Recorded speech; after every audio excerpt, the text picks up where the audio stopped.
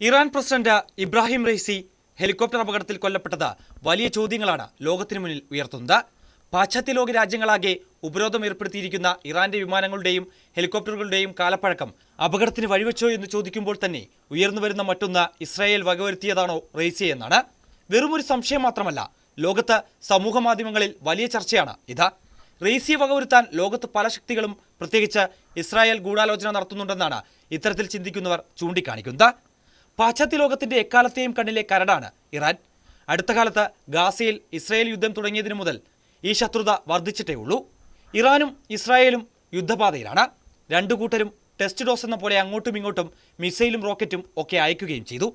അതിനിടയിലാണ് ഇപ്പോൾ അപ്രതീക്ഷിതമായി ഒരു ഹെലികോപ്റ്റർ അപകടത്തിൽ ഇറാന്റെ പ്രസിഡന്റ് കൊല്ലപ്പെടുന്നത്. ശ്രദ്ധിക്കേണ്ട കാര്യം, ഇറാന്റെ നിലപാടുകളിൽ ഉറച്ച് അമേരിക്കയ്ക്കും സഖ്യകക്ഷികൾക്കുമെതിരെ ശക്തമായ നിലപാടെടുക്കുന്ന രാഷ്ട്ര നേതാവായിരുന്നു റൈസി എന്നതാണ്. ഇത് വെറുമൊരു സംശയം മാത്രമാണ്. റൈസി കൊല്ലപ്പെട്ട അപകടത്തിൽ എന്തെങ്കിലും അട്ടിമറി നടന്നിട്ടുണ്ടോ എന്ന് അങ്ങനെ ഔദ്യോഗികമായി ഇറാൻ പറഞ്ഞിട്ടില്ല.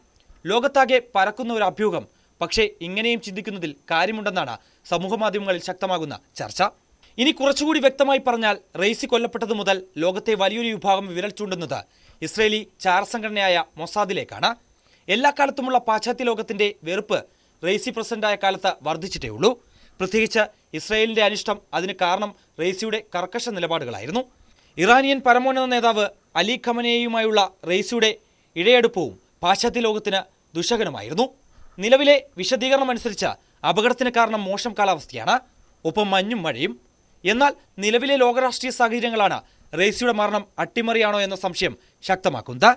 സിറിയൻ തലസ്ഥാനമായ ഡമാസ്കസിൽ ഏപ്രിലിൽ ഇസ്രായേൽ നടത്തിയ ആക്രമണത്തിൽ ഇറാന്റെ സൈനിക തലപ്പത്തെ പ്രധാനികൾ കൊല്ലപ്പെട്ടിരുന്നു. ഇപ്പോൾ റൈസിയുടെ മരണവും അതുകൊണ്ട് തന്നെയാണ് കൊലപാതകമാണെന്ന സംശയത്തിന് ഇട നൽകുന്നത്. ഗാസയിലെ ഇസ്രായേലിന്റെ കടന്നാക്രമണത്തെ എന്നും ഇറാൻ ശക്തമായി എതിർത്തിരുന്നു. ഹമാസിന് ആളും അർത്ഥവും നൽകുന്നത് ഇറാനാണ് എന്ന് ലോകം പരക്കെ വിശ്വസിക്കുന്നുണ്ട്. ഹമാസിന് മാത്രമല്ല, ലെബനോണിലെ ഹിസ്ബുല്ലയ്ക്കും ഇവർ രണ്ടുമാണ് ഇസ്രായേലി സൈന്യത്തിന്റെ തലവേദനകൾ. ഇറാൻ ഇസ്രായേലി സൈനിക താവളങ്ങൾ ലക്ഷ്യമിട്ട് നടത്തിയ മിസൈൽ ആക്രമണത്തിന് ഇസ്രായേലും അതേ നാണയത്തിൽ തന്നെ തിരിച്ചടി നൽകിയിരുന്നു. ഇത് ലോകം മറ്റൊരു യുദ്ധത്തിലേക്കാണോ നീളുന്നതെന്ന സംശയത്തിന് വഴിവെക്കുന്നതിനിടയിലാണ് ഹെലികോപ്റ്റർ തകർന്ന് റൈസി കൊല്ലപ്പെടുന്നത്. ഇറാന്റെ രാഷ്ട്രത്തലവനാണ് കൊല്ലപ്പെട്ടിരിക്കുന്നത്. ഇതൊരു അട്ടിമറിയാണെങ്കിൽ, ഇസ്രായേലാണ് പിന്നിലെങ്കിൽ കാര്യങ്ങൾ ഇവിടം കൊണ്ടൊന്നും അവസാനിക്കില്ല. വലിയൊരു യുദ്ധത്തിൽ തന്നെയാകും കലാശിക്കുക. കാരണം തങ്ങളുടെ രാഷ്ട്രത്തലവനെ ഇല്ലാതാക്കിയാൽ ഇറാൻ വെറുതെ ഇരിക്കില്ല. അത് മൊസാദ് നടത്തിയ കൊലപാതകമാണെന്ന് വ്യക്തമായാൽ ഉറപ്പാണ് തിരിച്ചടി.